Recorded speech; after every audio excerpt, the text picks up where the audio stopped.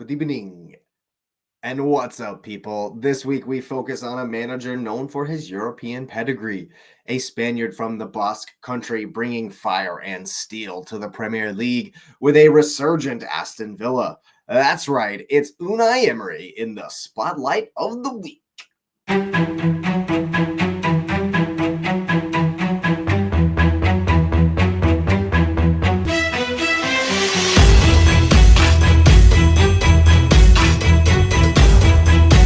Emery hails from a family of footballers himself, starting out with Real Sociedad. He never really got a run in the first team despite 5 appearances. He would amass over 200 appearances in the second division with Sociedad, as well as Toledo, Racing Ferrol, Club Deportivo Leganés, and Lorca Deportiva, where he would retire at the age of 32. This was after the 04-05 season, where the left-sided midfielder would sustain a horrifying injury, expediting his shift into management. Coincidentally, at the very same time of Emery's injury, Lorca Deportiva were without a manager, and the president of the club offered the job to Emery. He would help the club to achieve promotion for the very first time in its history, even beating La Liga side Malaga in the Copa del Rey along the way. This would merit him the Manager of the Season award, and the success would push him to within 5 points of promotion to La Liga. But his influence there cannot be understated, as they were relegated the very next season following his departure. Almeria was the next project, where he once again lifted the team to greener pastures than they had ever known. Promotion to La Liga in 2007 was the club's best ever finish, and they would go on to take 8th place in their first season in the Premier Division. The Spaniard was starting to garner attention, and Valencia would soon be ringing his agents. He would lead the historic Spanish side to Europa League qualification and a 6th place finish in La Liga in their very first campaign, and the next season saw improvement up to 3rd and qualification for the subsequent Champions League. With the likes of David Villa and David Silva leading the charge, they were a force to be reckoned with that season. Despite both of their respective departures, Emery would still guide Valencia to 2 more 3rd place finishes in the next 2 seasons.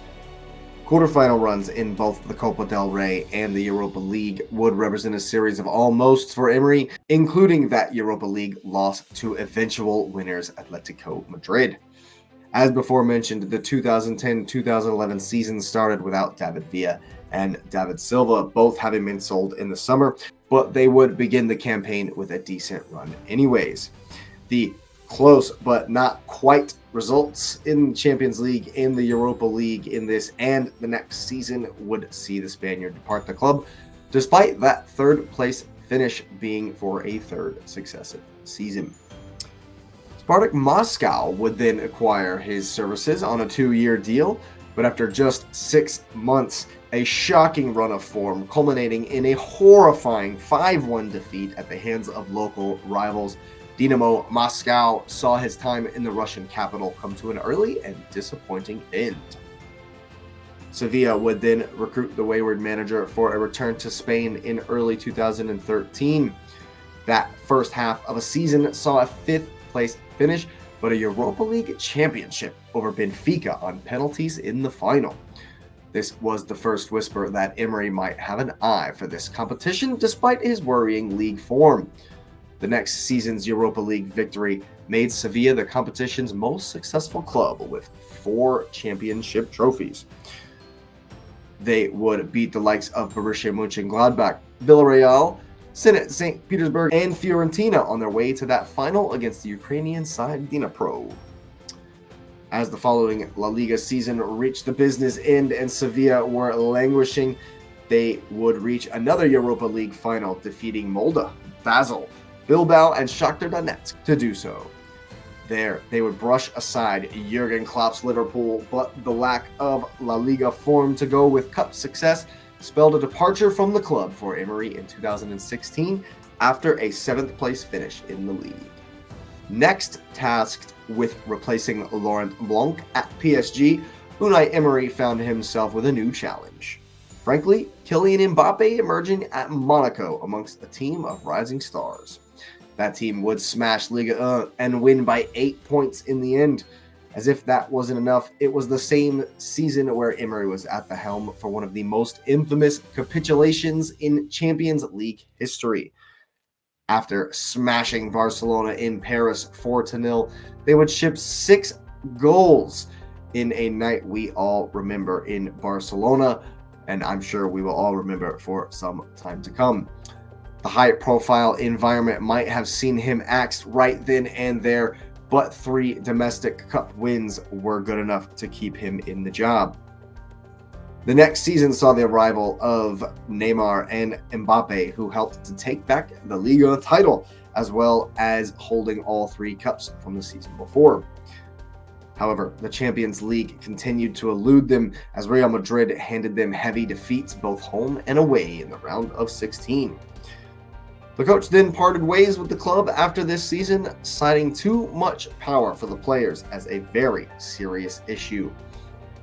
Emery would then move on to replace another legend of the game in Arsene Wenger at Arsenal Football Club in London. With expectations high at such a historic club, the first season seemed a bit underwhelming, even though we would go 11 games unbeaten after losing to City and Chelsea in the first 2 games of that campaign.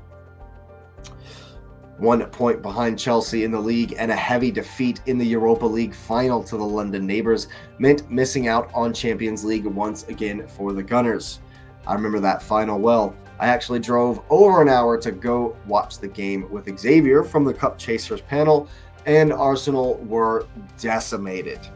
I remember being upset that we traveled all the way to Azerbaijan to get blanked when we could have done that in our own backyard.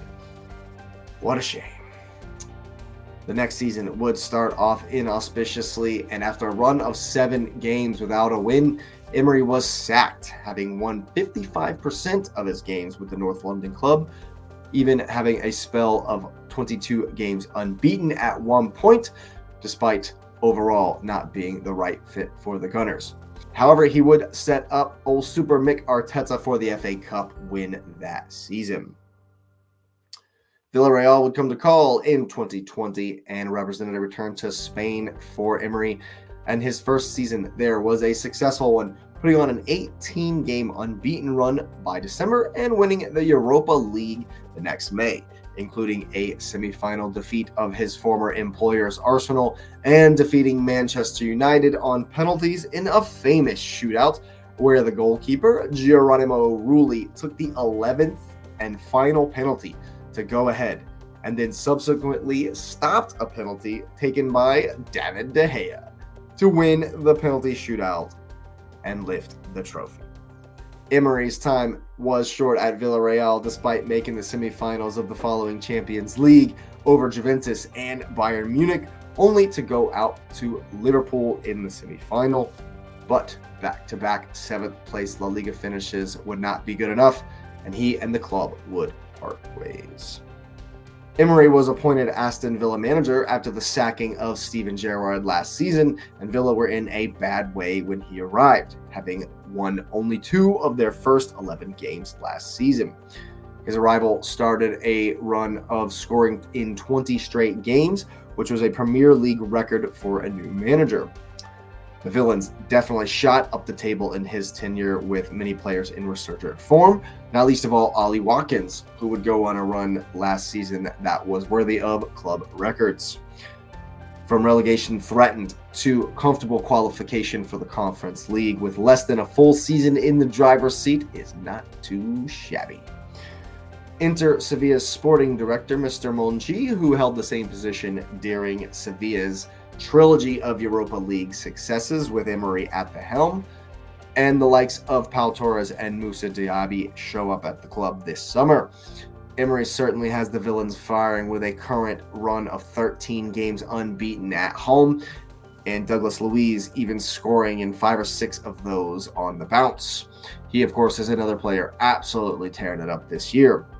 That counterattack is lethal, and Villa Park has become quite the fortress.